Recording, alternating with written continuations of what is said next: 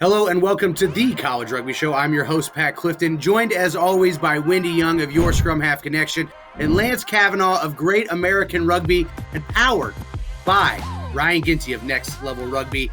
We have a great championship preview show on deck here, as most college rugby players and coaches have hung it up for the semester, but 26 programs are still balancing the hunt for a national title and the holidays. Let's get started right now in Women's Division III with Wendy Young. All right, in Women's Division III, we got two returning teams in the Final Four and two new teams. Wendy, give us the rundown. Really excited about this National Championship weekend. It's the best weekend we can ever have.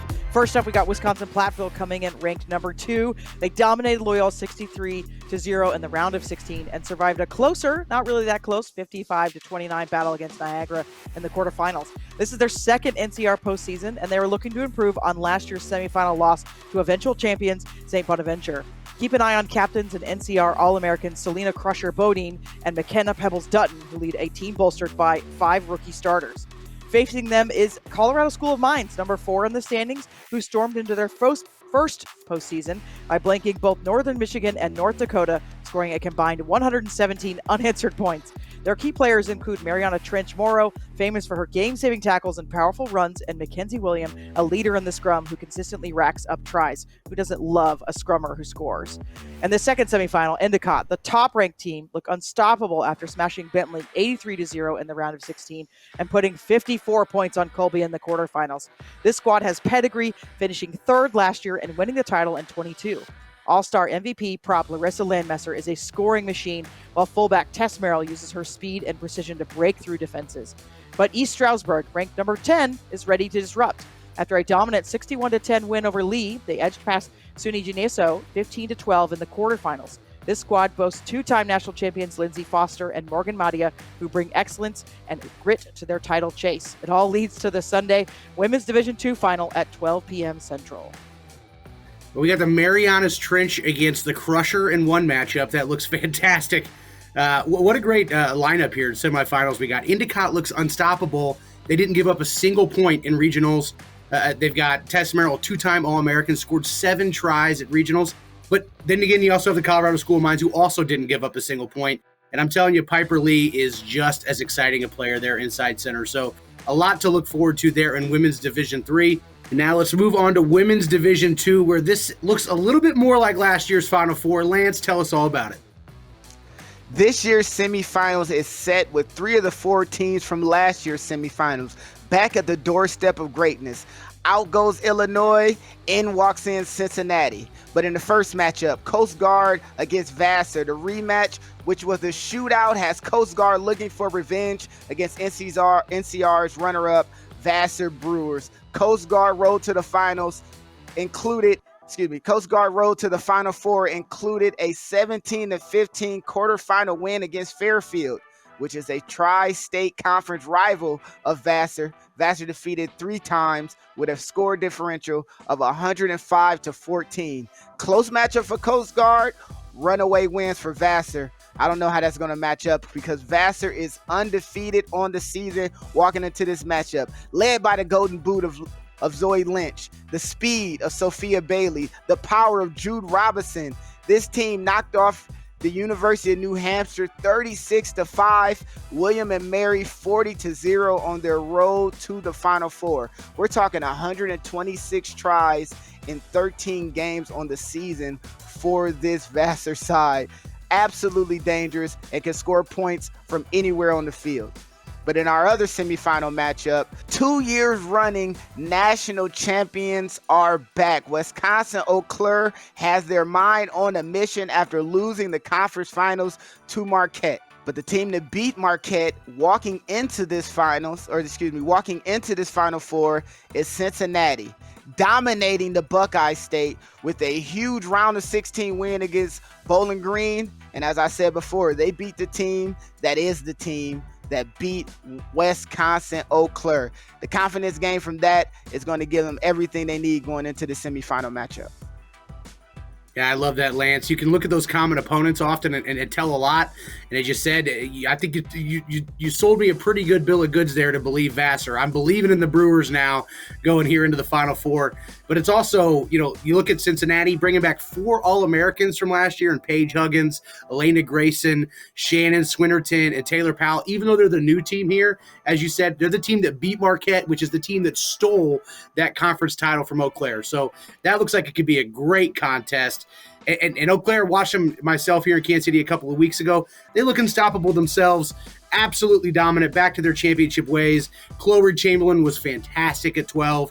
They have a great second row of Heidi Schmelzer and Kaylin Geiger. So if there's a team better than Eau Claire, it might be Cincinnati. As you said, those common opponents, they suggest the Bearcats might be the better team here. I cannot wait to see this and find out myself. But now let's dive in to women's Division I, right? It's down to just 2 here. We got Southern Nazarene coming out of the West, and we got Wheeling coming out of the East. Let's talk a little bit about Southern Nazarene here. Now going into the 3rd NCR postseason, led by All-American, All-Everything, already PR7's pro-capped Talesi Uatafe at outside center, maybe the best player in the country, but she is not alone. She's got somebody really fantastic inside her at Allison Quinn. She's a really great inside center, and I may be a little biased having coached her in high school, but she is really good. It helps link up, and it really puts Talesi into some of those spaces. But really up front, the big game changer this year for the Crimson Storm is the 2 huge forwards in lock, Elsa Lavu and number 8, Palu Sao. They are incredibly dynamic ball carriers. They are incredibly dynamic in defense, and they are the leaders emotionally, physically, and they get the hard yards done for the Crimson Storm. This is a complete side. Tell us a little bit about who they're going against here, Wendy, in the Wheeling Cardinals. Yeah, Wheeling, I think, we know what they are. They're so strong. They've got a lot going for them. And really, I think it's all about who they're facing. They have to adjust to this really powerful Southern Nazarene team. They've kind of come out of nowhere. They went varsity in 21. And then, Wheeling has been varsity for just this year. They moved up from D1 to D2. They crashed out in the semifinals last year against St. Bonaventure, 13-26. And they reached the quarterfinals and lost to Brown 7-27 and 22. So this is their first big dance, really. They're coming in as number 1. And of course, they've got key players all over the place. Bella Gulata is the commander-in-chief from that fly half position. She does it all. Kicks, scores, directs. Tasman Boyce is also known for her speed and physicality, and she gets a tick on the score sheet multiple times in a game, all the time. But they've got to be able to withstand that number 1 in the standings, and some teams crumble under that type of pressure.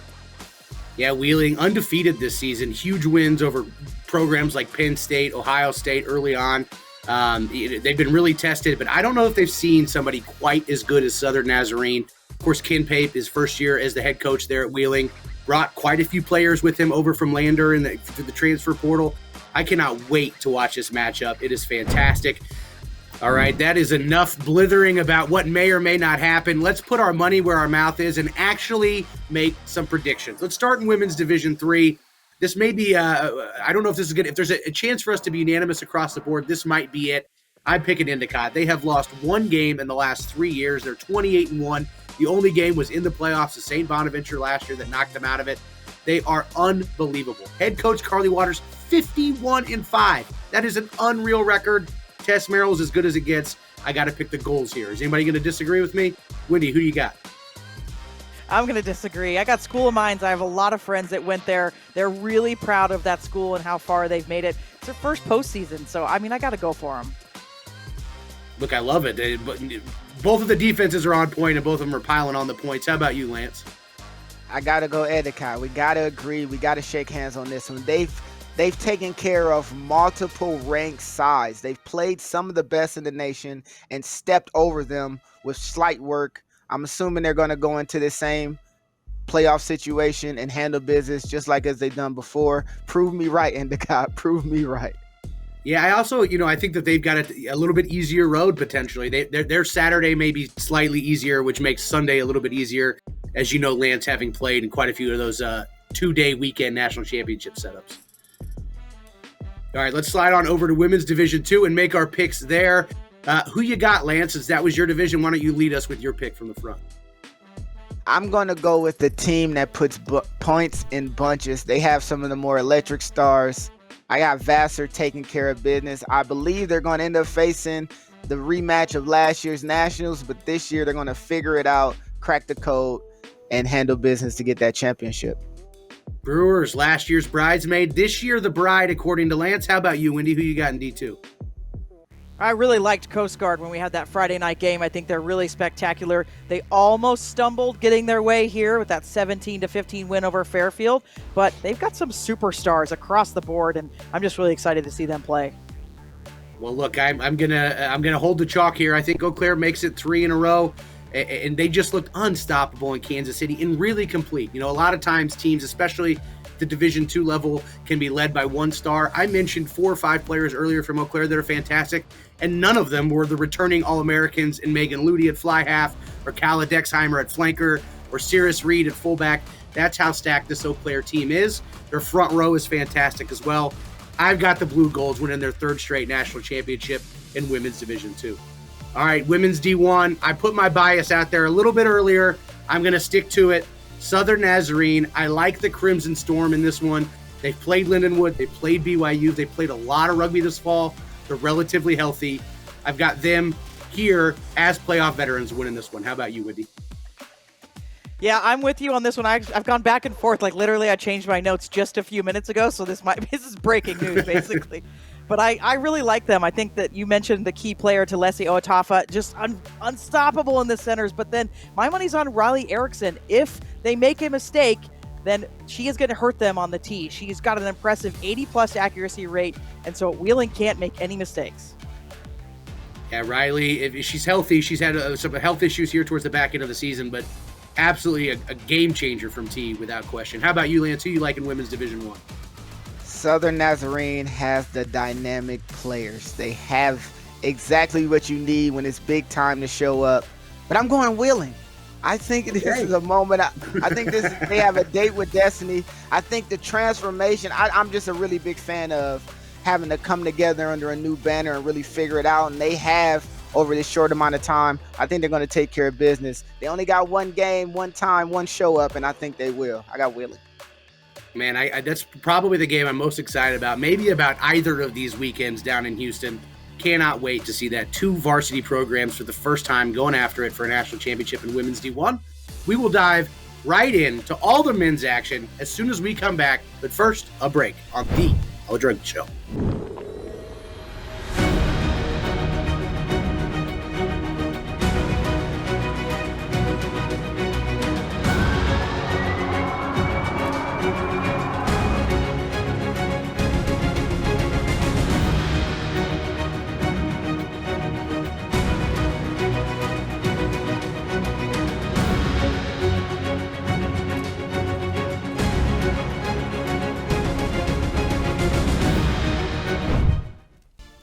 Back now to dive into all the men's action. Of course, the women's action, they're all got their tickets booked for Houston. They are headed there for their Final Four, their national championships.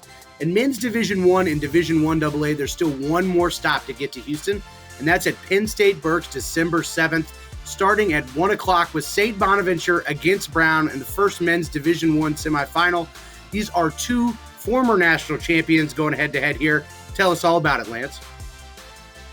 This is a matchup that Brown University has had on their calendar since last year. Dropping this semifinal matchup against this same St. Bonnie team has led them on an absolute tear. Brown undefeated on the year. Even their B-side is undefeated.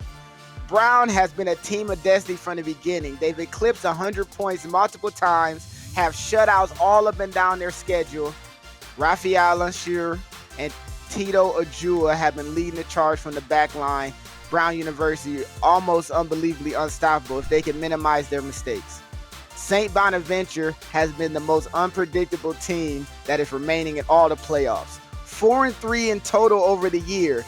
They get a win against Walsh, then drop one against Mount St. Mary. But one of the things they can't hang their hat on is big wild card playoff wins against Dartmouth at home and beating Thomas More on the road. Those are character wins and some of those things that make this a very, very hard matchup to really get a level on. Very strong team in Brown that handles business if they play to their standard, and the St. Bonaventure team that can rise and play against anyone in the field. Is absolutely scary hours for Brown if they don't bring it. That's right. We got the Liberty Conference champions in Brown going up against a Rugby East team in St. Bonaventure. Those are two conference rivals, if you will, always keeping score. And here's yet another big matchup with a lot of stakes. Speaking of which, we've got in the other men's Division I semifinal, the Wheeling Cardinals making their first ever semifinal appearance against the Queens Royals Saturday, December 7th at 5 o'clock there at Penn State. Burks, break that one down for us, Lance. I've dubbed this the Clash of the Titans. Two teams, two squads, very well coached, very well managed, that find a way to beat teams they're supposed to, and Queens beating teams that you wouldn't believe they had a chance to beat.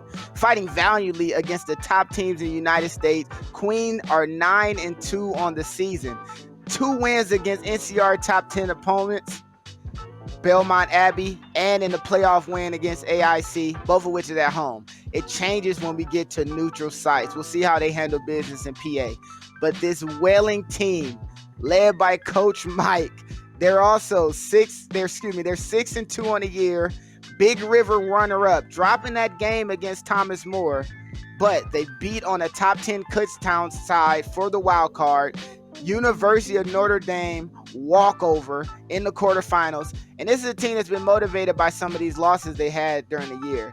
They drop a shootout in the season opener, run off 4 straight wins. Lose in the Big River final against Thomas More. A national championship technically would be 4 straight wins. We might have a repeat following losses for this side. And they are one of the most road-tested sides in the nation. Neutral ground games play to their advantage. All-American Aaron Jua is the man leading from the front, and it makes this Wheeling team as dangerous as anyone and as dangerous they've been in recent history. Look, man, Wheeling was fantastic. You mentioned that huge win over Notre Dame. Panache Magora-Godi scored 4 tries in the second half of that game. Juma, who you mentioned, dropped down 3. So Wheeling, quick strike team. They got players from all over the park that can score from all over the park. They're fantastic. Queens, also a very exciting team, as you mentioned. Maybe a little bit more sophisticated at 9-10 with Hilton Olivier and Zach Colson, but they've got a lot of firepower out on the wing, and Everett Boyd, too, and prop Tavion Reed. Boy, is he a force. I cannot wait to watch that one. All right, now let's turn our attention here to men's D1 AA, and we have the Kentucky Wildcats, undefeated national champions, coming back in the Final Four again. Wendy, anybody got a chance to catch these guys? You know, the ones that could maybe do it, we got to start with their semifinal. UMass, right? Massachusetts, ranked number 4. They defeated LSU 27-12 in the quarterfinals. This marks their return to the semifinals after falling short in the quarterfinals the past 2 seasons. Leading their charge are All-Americans Arthur Durang in the second row and Derek Tang in the centers. They'll face their toughest opponent yet, Kentucky, the defending champion and number 1 seed. Kentucky has dominated St. Joseph 63-17 in the quarterfinals and came in with key players like mobile 8-man Brian Donahue and rangy fly half Jeffrey George, who've been crucial to their high-scoring success. But in the second semi, Virginia Tech, ranked number 6, will take on number 2 Bowling Green. Virginia Tech edged Boston College 44-39 in a thrilling quarterfinal, is no stranger to this stage, having won the D1 AA National Championship in 2022. Key leaders like Jack Herman, Carson Hoffman, and Cooper Anderson have been pivotal for the Hokies, guided by player coaches. On the other side, Bowling Green enters with momentum, though, after a 29-18 win over Clemson. They bring a stacked roster, including first-team All-MAC players Cody Luther, Phil Tracy, Joey Appel, and Bo Abbott. It all comes down to Saturday, December 7th, with the winners advancing to the D1 AA National Championship. Can Kentucky defend, or will we have a challenger rise? It's a great dichotomy there, as you mentioned. Bowling Green and Virginia Tech, the Hokies player coach, winning the national championship in 2021 and 2022 player coach, going up against the Falcons, who since 1985 have been coached by either Roger Mazzarella or his son, Tony Mazzarella. So one group, they change their players as they graduate and they become coaches. And the other one family's been coaching that program for almost 40 years. They're both fantastic. It should be a really great matchup there in the semifinals. All right, in men's Division II, we have another champion trying to defend its crown in Indiana University, Pennsylvania. They're being chased by Towson, Norwich, Northern Iowa. Why don't you break down those semifinal matchups for us now, Wendy? Yeah, we got to talk about Towson. They're ranked number 10, so they're kind of coming in from nowhere. They fought their way into the semifinals after defeating Loyola Chicago 43-26 and Grand Valley State 40-22. This is their first deep postseason run, led by standout Zachary Erler, an All-American center who's racked up 28 points this season, and fellow All-American Kyle Arnold. But their opponents, Northern Iowa, ranked number 2. are no strangers to this stage. They outlasted Montana State 41-36 in the quarterfinals after a dominant 74-10 win over St. Louis. Captain Colby Volderholt will look to guide the Panthers to their first national title after last year's semifinal heartbreak against Memphis. In that other matchup, we got Norwich and IUP going up against the defending national champions. Tell us how the Cadets can get there, Wendy. In the second semifinal, like you said, Norwich is ranked number 4, and they're entering a commanding 43 shutout of Villanova and a 37-12 win over Georgetown. Senior leader Marius Edwards will be crucial in their quest to dethrone IUP. But IUP, you've said it all, Pat. They're defending champions, number 1 seed, and they're the team to beat. They crushed Salisbury 64-0 in the round of 16. They survived a tough 29-24 battle against UNC Wilmington in the quarterfinals. They're led by 3-time national championship and All-American Trent Stalling. IUP's chasing back-to-back titles to cement their dynasty. My goodness, we can't wait for this one for Sunday to September 15th. Can IUP defend, or is somebody going to take it from them? That's right. Trent Stalling, one of 5 returning All-Americans for the Crimson Hawks. They look like the prohibitive favorite. But that other semifinal with Northern Iowa and Towson, that looks like a really fun one, right? Northern Iowa, they have a couple All-Americans and fly half Gentry Stack and Nick Marker. Nick Marker going out with a crucial injury to his hip in that semifinal last year against Memphis. He's back. He's healthy. That Panthers side down 21-0 against Montana State in the quarterfinals. Come back to win it in overtime. The Cardiac kids from Cedar Falls can do it from anywhere. And Towson led by fly half Aiden Carson, who scored 4 tries against the Grand Valley State Lakers. Boy, they have been to the semifinals before, but it's been a long time, over 10 years, and never to a final before. I can tell that the Tiger alumni and fans are excited. All right, now in men's Division III, much like Division II, all the teams' tickets are already booked for Houston. The semifinals are set.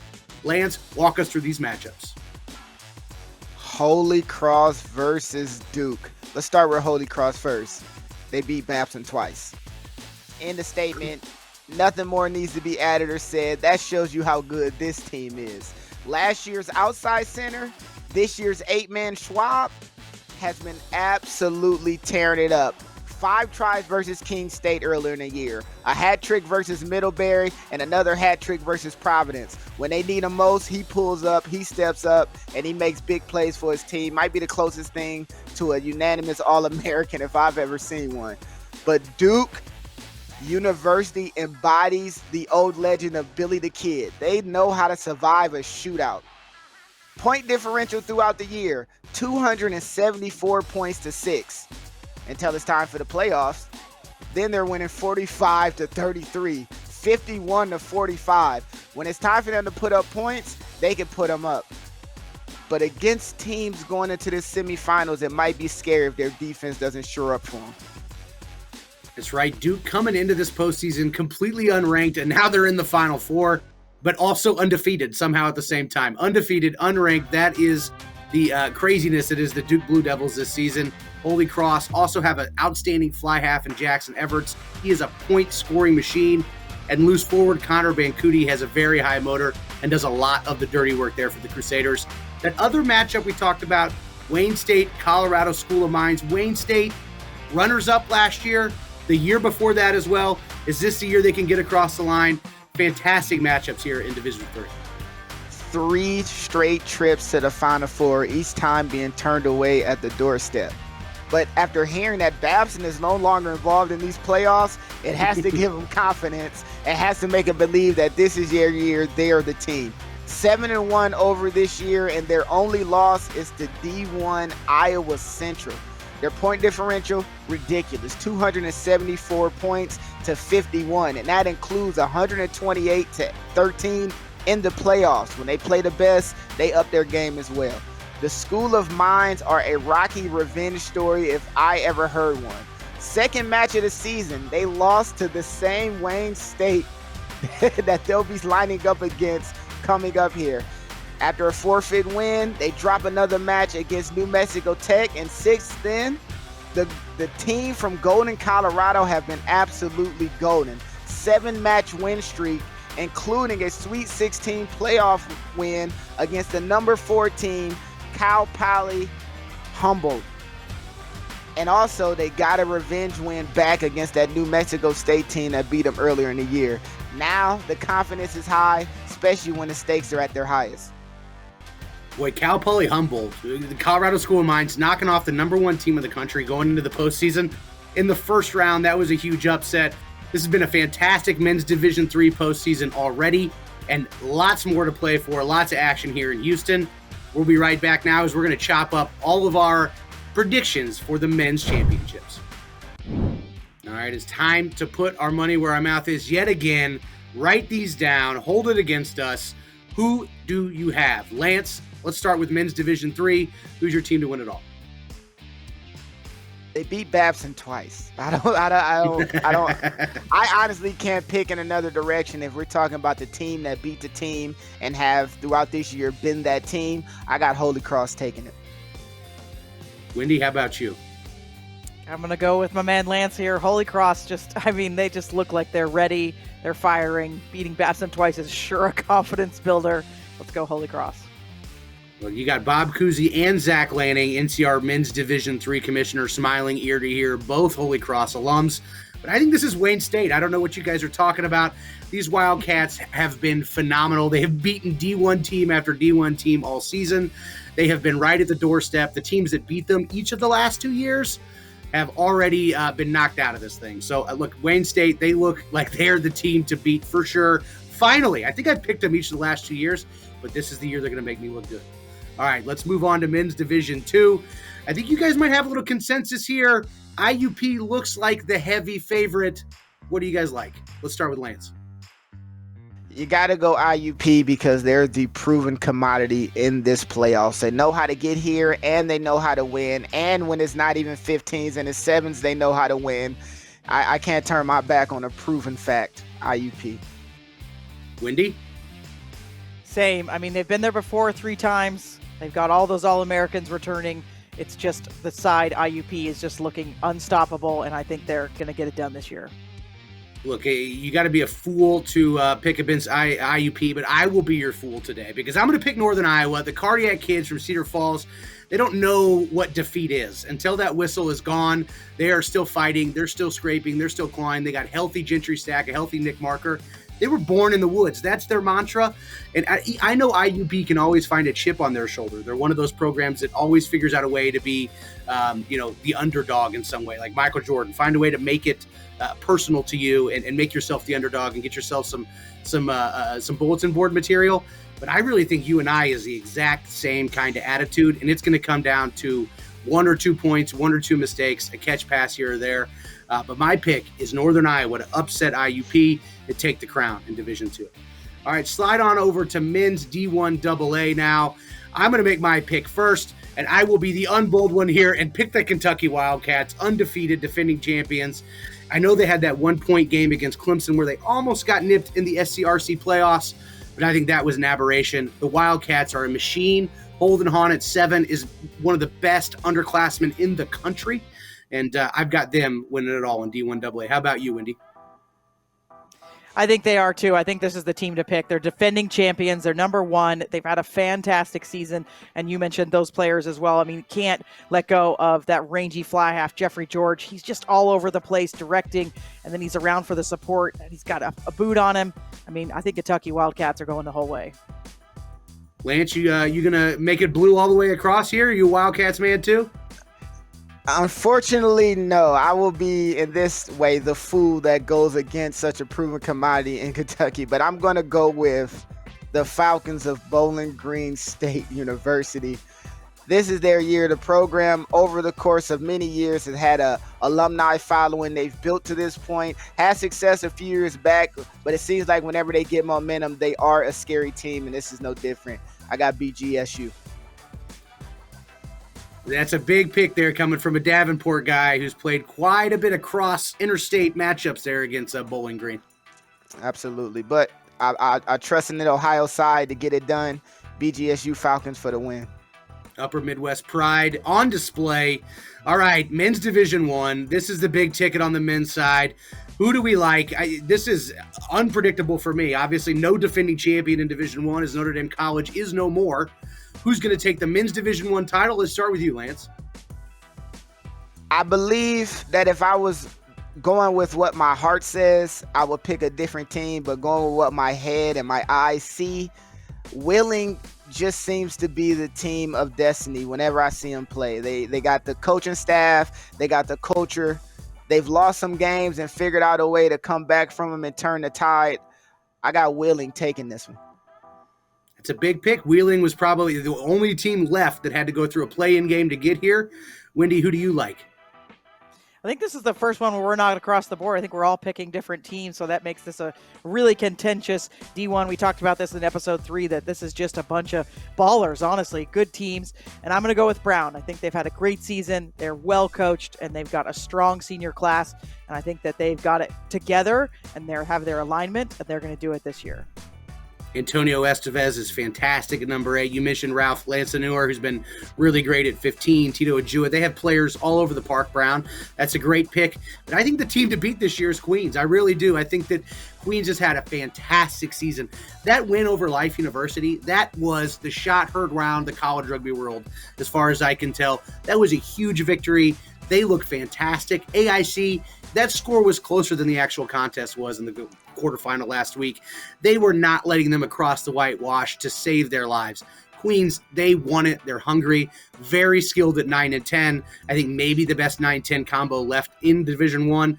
So that's my pick. Queens, the Royals, taking it home, taking it all in men's Division 1. You've got a little bit of we got Wheeling, we got Big Rivers, we got Brown and Liberty, or we got Queens in the Rugby East. 3 different teams, 3 different conferences. That's what a toss-up men Division 1 is this year. Cannot wait to watch it here, starting with the semifinals at Penn State Berks December 7th, and the final December 14th in Houston at SaberCats Stadium. All right, now we're going to take a look at an interview here with Wheeling head coach Mike Geibel. The Wheeling men going for a national championship in Division 1, and the Wheeling women going for a national championship in Division 1. Our man Lance Kavanaugh cut up with men's head coach Mike Geibel to talk about the program. Head coach of Wheeling, CRC champion Mike Geibel. How you doing today? I'm doing well. How are you? Very well. The boys have been handling the season exceptionally well, with a chance to get 2 national championships in the same calendar year. How do you feel about the guys' chances? We're really excited for the opportunity. Going through the CRC sevens and winning that championship, it really kind of lit a fire under the guys to try to go for the double. How has it been dealing with the expectation of playing so well, but also it's a new challenge in 15s? I think, the seniors have really done a great job pulling the new recruits and the freshmen up to the high level. We have a couple guys, freshmen, who are starting now because of injuries and other reasons. So, the seniors have really done a great job and brought up the level. We always try to lift each other up instead of, stooping down to our opponent's level or lowering our standard. In this semifinal matchup, you're facing off against a Queens side who stood up against some of the best in the nation throughout this year. What do you think of your team chances? And tell me something about this other side you'll be watching out for to make sure your team has success. Queens is a really, really good program, really strong program, have been for a long time. This year they've been 1 or 2 almost the entire year. So, we know we're coming in and we have a lot to work for, and we have a lot that we have to do to be able to win. I think we're up to the task. There's a handful of players that we really need to stop. Travion Reed, one of their props, is very, very strong. We're gonna try to shut him down. They got a lot of tools all over the pitch, a lot of different threats all around the ball. And I think if we play strong defense, and then we know that we can score, so defense is going to be the key to this matchup. Yeah, hopefully we can play them well and have a good match, and turn this into a little bit of maybe a rivalry down the road. One that everybody looks forward to every year. You have a very talented group who's seen so much success, including Aaron Juma, who's been leading the charge from the front. Tell me about this group that's on their way out, and what can we expect from them in the final 2 matches of the year? These were some of the first guys to come in and really revitalize the program, 15s and 7s. Aaron Juma being drafted. He's the first player drafted into the MLR. We've had a couple alumni back in the mid-20 teens who played in MLR and played in pro rugby, but he's the first one to actually get picked in the draft. So we're very excited for him. We're happy that he's going to find a home at Old Glory, and we're just really looking forward to seeing his career continue. The women for Wheeling have been taking off as well. Opportunity for a double-double, men's and women's. What do you think about both programs' chances to really capitalize on something so rare? Oh, the women have been playing incredible. Undefeated season. They're mowing through opponents.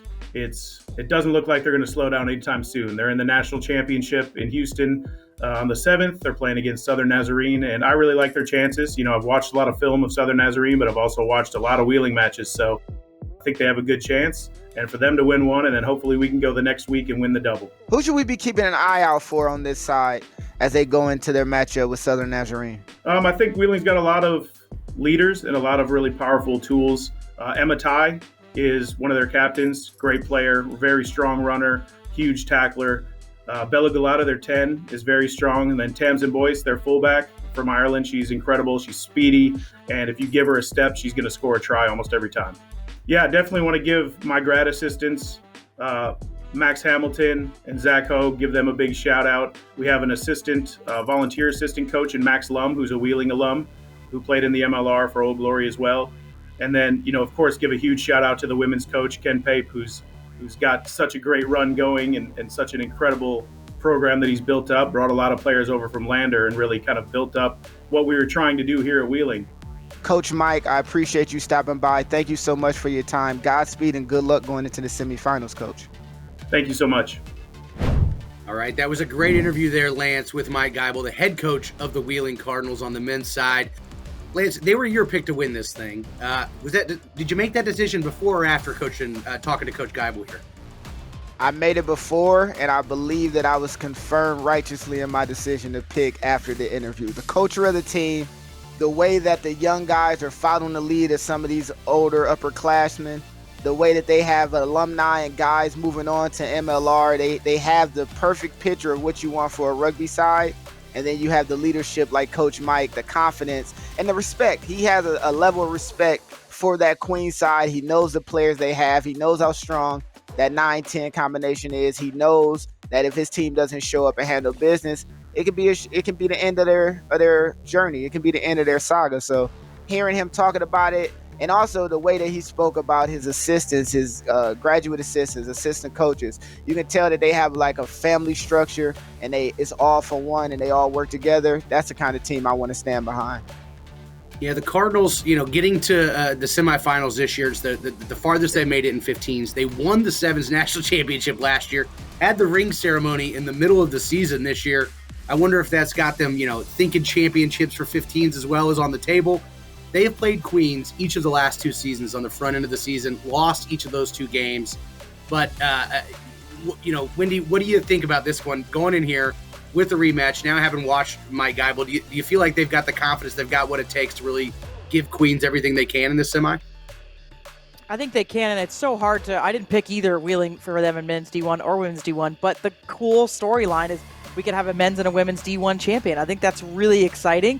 And the way that he spoke so respectfully about the women's side, Lance asked him a couple questions and he knew players' names, he knew their program, he knew what they're doing. I just love that. So I think it's true community over there at Wheeling. And so even though I picked against them, I like that part of it. And so, the men, they've got to take on Queens, who was your pick.